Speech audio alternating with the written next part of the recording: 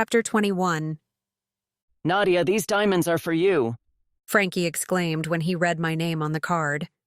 Can I try them on? Just to make sure they're not too heavy. I wouldn't want you to strain your neck or stretch out your earlobes. Nothing worse than saggy earlobes. His voice trailed as he absconded with the diamonds to find a mirror. I held the card, twiddling it in my fingers until I couldn't stand it any longer. All of 60 seconds. Slipping the card from the open envelope, I read Ian's flowing script. Dear Nadia, this set is to replace the plastic ring. Please forgive me.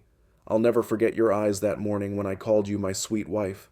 They were as wide and as horrified as a kid who walked in on their parents naked in bed. You will make a very sweet wife someday, but we both know it's not to me. In the future, I'll try to remember not to take what doesn't belong to me, but it's very difficult to remember when such a temptation belongs to my brother. Tell Grayson. I flipped the card over. There was nothing else written. Tell Grayson what? I sat back and reread the words. Please forgive me. I already did, I thought with a smile. Why did he marry me? If it was to upset Grayson, mission accomplished. Shaking off several nagging thoughts, I rummaged through the desk drawers. Nothing noteworthy except some old travel documents. Where would he hide the necklace? I knew it was here. Somewhere. My eyes darted around the room for anything that could hide a necklace. Nadia? Maya asked from the doorway. Hey, I greeted as she stepped forward. I stumbled across this room a day or two ago. It must be the only room Ian uses. I think so too. I also think the necklace is in this room. It has to be. It's too bad Grace and Remy can't get in touch with Grayson, Maya said. Is that Mrs. Miller's first name? Maya nodded. She's furious with Grayson. I think you both have the right to be. What about you? Are you furious? She questioned with large, watery eyes. I shook my head. I'm not furious. I'm done. That's worse. No, it's for the best. Frankie flew by gushing about diamonds Ian gave you. I smirked and handed her the card. Divorce diamonds. She read the short note with trembling hands. Why didn't he finish the card and send it to you? Do you think he might want to stay married? No, I think he doesn't know what to say to Grayson. Sometimes no words are better than the wrong words. Maya handed the card back and paced the room until we heard Frankie's voice chattering away. It's no problem, He said as he entered the study. You are more than welcome to come anytime you want. It's your house, after all. Ciao. He ended the call and pocketed his phone. Who was that? I asked. Gwen, she's on her way.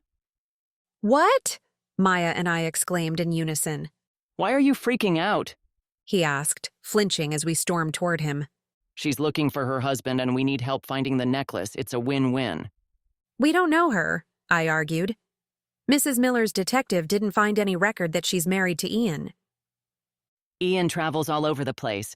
They could have been married on Lake Titicaca, and there wouldn't be a record of it, but it'd still be legal. When is she coming? Any minute now. She said she was in the area. She just happens to be in the area? I questioned. And why did she call you and not me? I don't know, maybe she tried to call you, but your phone is fried. That was possible. Did you tell her about Ian? He arched his brow.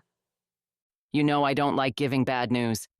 I'm here to help and then take a vacation, not have a woman get my shirt all wet with salty tears and a runny nose. He shivered. Maya, perhaps you should warn Mrs. Miller that Gwen will be arriving soon. Maybe get her a cup of coffee. Or vodka. When Maya stepped out of the room, I turned to Frankie. I don't like that Gwen just happened to be in the area. At first, I believed she was Ian's wife. Then I was on the fence. Now I'm positive she's not married to him. We won't know until Ian comes home. In the meantime, she can help look for the necklace. I don't trust her. What if she's been looking for the necklace this whole time? Wouldn't you be? If your husband ran off and married another woman, wouldn't you want to steal that cheating bastard's diamonds? She didn't care that I was married to him. I thought it was odd, But then I thought some couples choose to have an open relationship. Who am I to judge? I don't buy it anymore. There's too much at stake. It'll be fine. You'll see. It wasn't. If Mrs. Miller was frigid with me, she was a full-blown North Pole blizzard when Gwen arrived. The two women locked eyes. Why are you here? You're not married to Ian. Mrs. Miller grated. I am, but that's not your concern. Where's my husband? Since you're not married to Ian, I don't know what husband you're referring to. Don't bother arguing. The detective only found one marriage record. Unfortunately, it's with her, She said, flicking a manicured finger in my direction. I let that roll off me like water on a slip and slide. There was no way I was going to step in between two women who seethed with anger. We should find the necklace, I whispered to Maya. Mrs. Miller turned to me with daggers glinting in her gray eyes. Forget the damn necklace. I'm sick of hearing about the necklace. Grayson will pay the ransom. If you can find him in time. She rounded on me, forgetting her foe in the opposite corner. If you hadn't pushed him into hiding, he would be here now. I didn't push him into hiding. His crazy assistant director did. I followed the media when the counterfeit scheme hit the news. Imagine my surprise when they announced Grayson was to be married that same weekend to a poker player. Imagine my same surprise when the detective turned up a marriage record between that same poker player and Ian. You pinned them against each other. And now, look what's happened. Grayson is lost, and Ian is being held hostage. I gaped. If that was what she thought, no wonder she'd been the Frost Queen. Maya sniffled. Grace, that's not… Don't get involved. She ground, cutting off Maya. You let David run off after we just got him home again. He was missing for years. A tear rolled down Maya's cheek. I watched in horror as Mrs. Miller unraveled, lashing out her anger and hurt. Words were striking with painful accuracy, and none would be forgotten and some unforgiven. Frankie, wine. As many bottles as you can carry, I said, jerking my head toward the kitchen. Wine won't bring them back, Mrs. Miller shouted. Only money will bring them back. Maya, please help Frankie bring glasses. Or a funnel. She didn't need to witness Mrs. Miller's display. No one did. But I couldn't bring myself to be angry with her. All of her sons were cut off from her. And where is her husband? No, I shook my head. She didn't need my anger to top off hers. She had enough of her own. What she needed was a bottle of wine and a nap. Mrs. Miller, can I show you something? What? She snipped. Just follow me, I said, leading her through the house and out to the patio where the pool glistened and blended with the ocean. She stopped and stared out at the point where the ocean greeted the sky. A wave of emotion crossed her face. Stunning, Was all she said. I motioned for her to sit in a lounge chair while Maya pressed a wine glass into her hand. Take a break, I said. We'll regroup in a little while. With resignation and rounded shoulders, she slumped into the lounger and took a gulp of wine. I'm sorry. She said, still looking at the water. I don't know what's gotten into me. I'm normally quite strong. Maya's hand rested on her shoulder and gave it a reassuring squeeze. We turned and escaped inside, allowing Mrs. Miller a chance to breathe. I've never seen her like that. She's always been strong and opinionated, but she's never been cold and cruel. Maya said. Where's her husband? I asked. I'm not supposed to tell anyone, but since you're family, I can let you in on the secret. I won't be family in a few days. Maya waved her small hand. A technicality. Mr. Miller moved out. So, they're separated. Why is that a secret? The brothers don't know. Only I know. You're kidding me. How long has it been?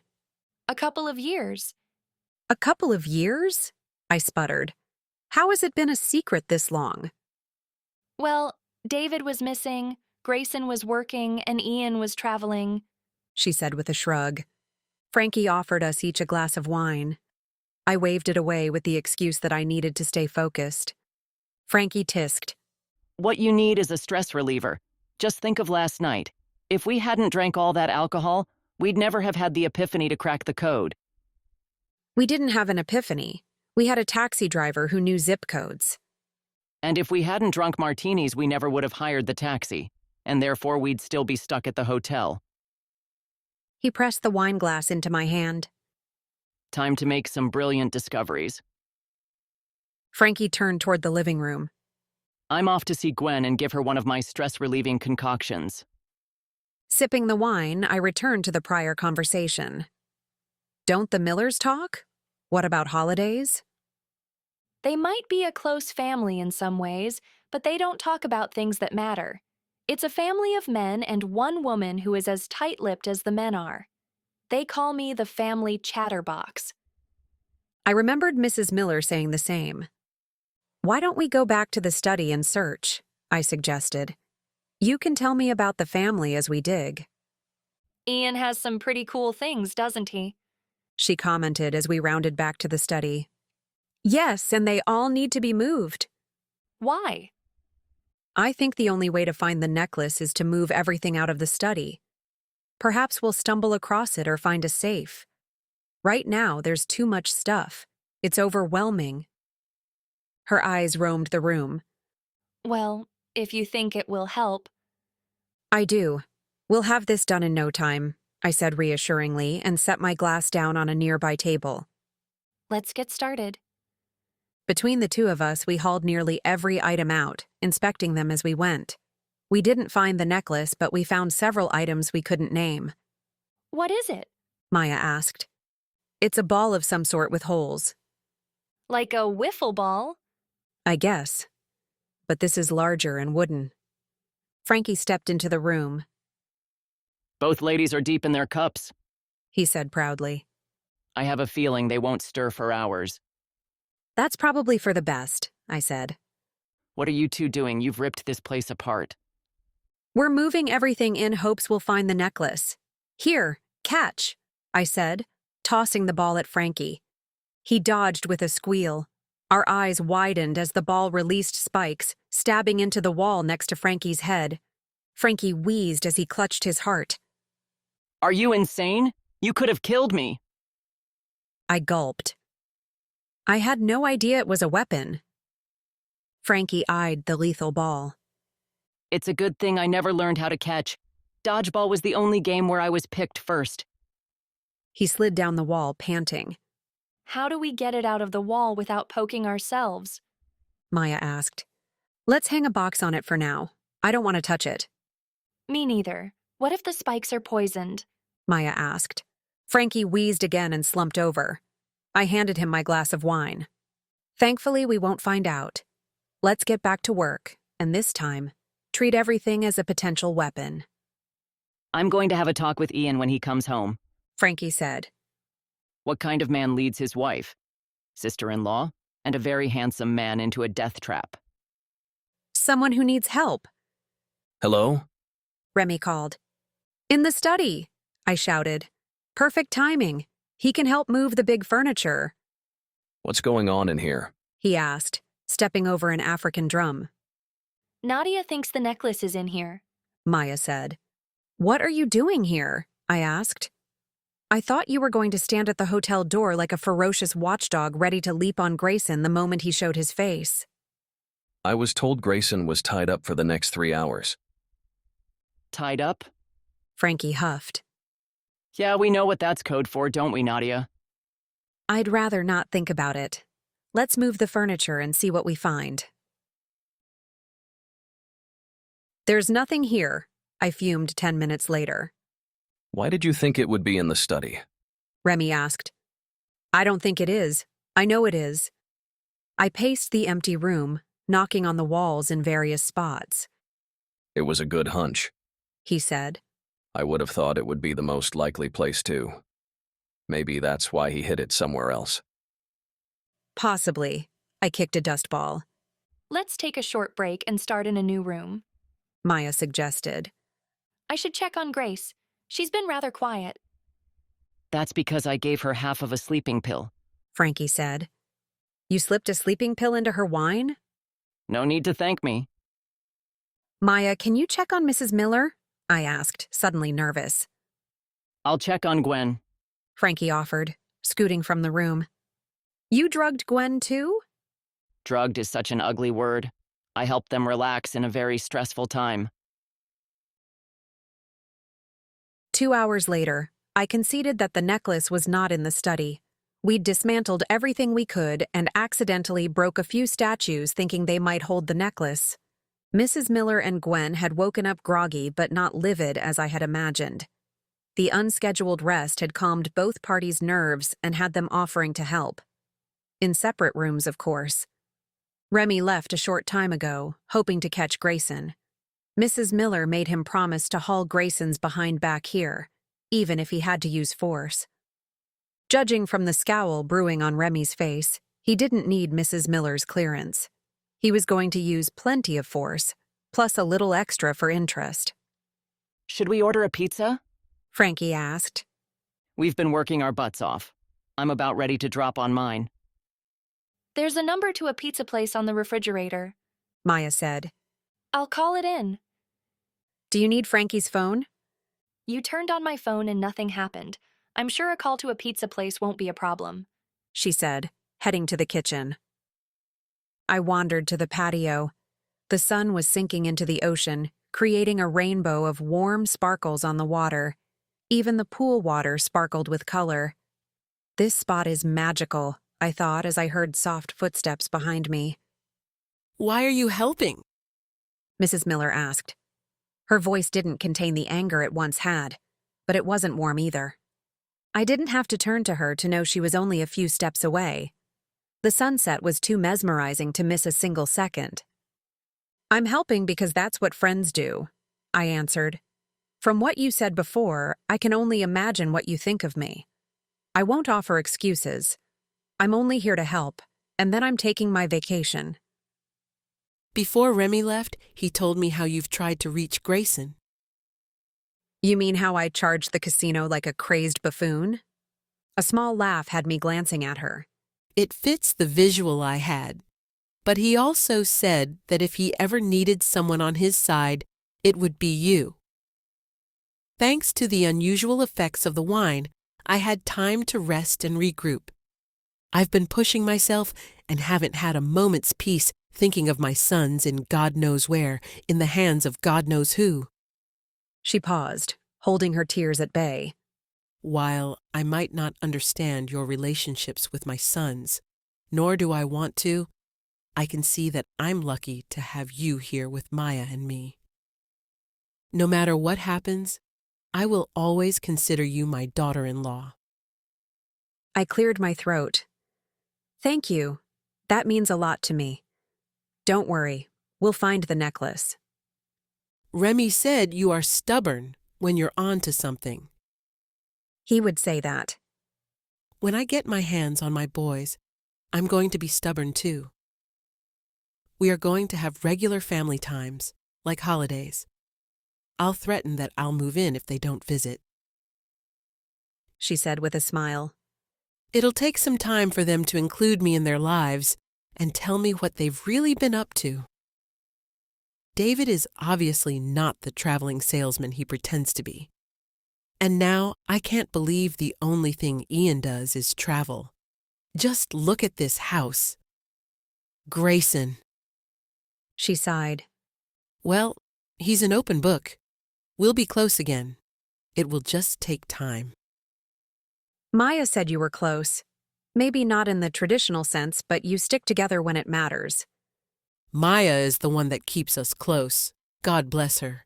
She's the chattering glue that kept us together, even when David went missing for those long, horrible years. I smiled. I don't know a single person who doesn't like Maya. Nor do I.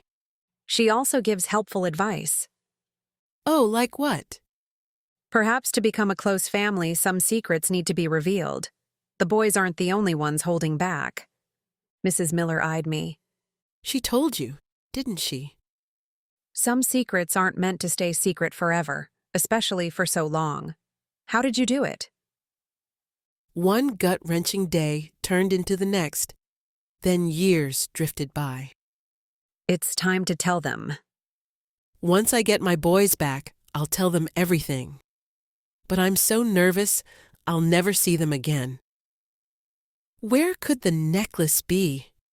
She wrung her hands together. And if we find it, will the boys be released, unharmed? She stared at the sinking sun.